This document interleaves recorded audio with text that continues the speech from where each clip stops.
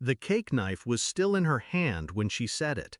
"My son," she announced, smiling like she'd just told everyone the weather, "is your husband's child. So as his heir, I'll take half of your $800,000 house." She even produced a folded document from her purse. My husband's will. I just stared at her. The room had gone quiet. Balloons swayed from the air conditioning. Her 1-year-old banged his fist on the high-chair tray, oblivious. "Oh," I said softly, trying to hold back my laughter, "because my husband was not the man she thought he was." I met Daniel at 23.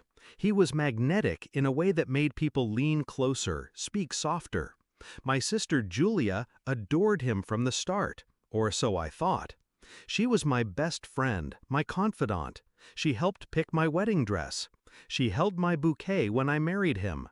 It wasn't until 3 years into our marriage that the distance began. She stopped calling as much. When she did, her voice was tight, hurried. Daniel, too, was different. Longer showers, more late nights at work. I asked once if there was something going on. They both laughed.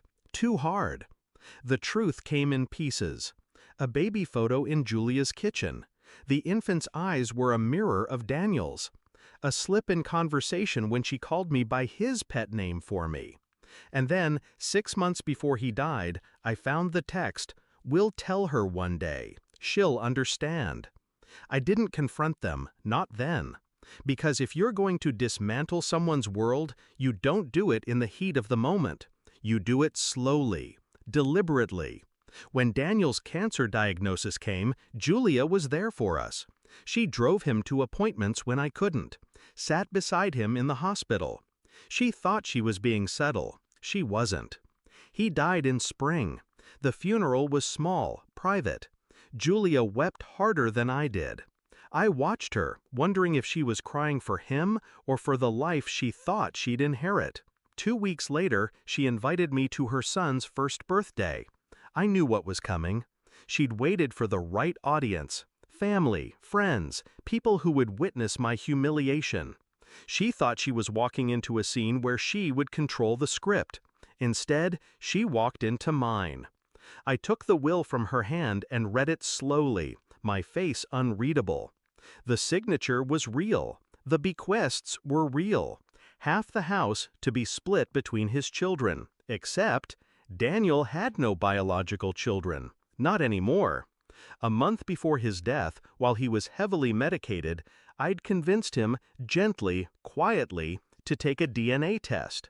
I told him I was doing ancestry research. He agreed. When the results came in, I didn't even have to say anything. He saw the truth in the numbers. The boy Julia claimed was his wasn't. I'd had the test done twice, once through a consumer kit, once through a private lab. Both results matched, and both were notarized, dated, and filed. Daniel rewrote his will a week later. The new version revoked any inheritance to non-biological children. He didn't tell Julia. Neither did I.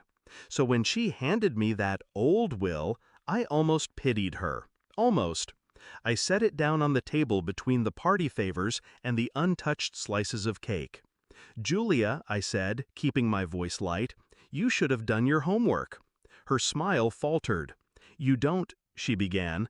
I pulled out my phone, opened the PDF, and slid it across to her. The new will. Legal, binding, final. Her face drained of color as she read. "You're lying!" I tilted my head. "Then call your lawyer. But be quick, I already sent them a copy." That was just the first crack. I'd spent the past month gathering every piece of evidence of her affair with Daniel. Old texts, emails, receipts from hotels, photos from security cameras near his office. I didn't need them for court. I needed them for leverage. And leverage works best when it's public. I sent the package anonymously to her husband, to her in-laws, to 3 of her closest friends. By the end of the week, she was out of her marital home. Financially, she was already strained. The father of her child, not Daniel, wasn't paying support. She'd counted on Daniel's money to keep her afloat. Now she had nothing from him, and, with her marriage imploding, even less from anyone else. The final nail was the house. My house. She'd threatened to take half. Instead, I sold it. Quickly, for cash. The proceeds went straight into a trust Daniel had set up for me alone, untouchable. When she tried to contest it, her lawyer told her the truth. She had no claim. The last time I saw her was in a grocery store parking lot.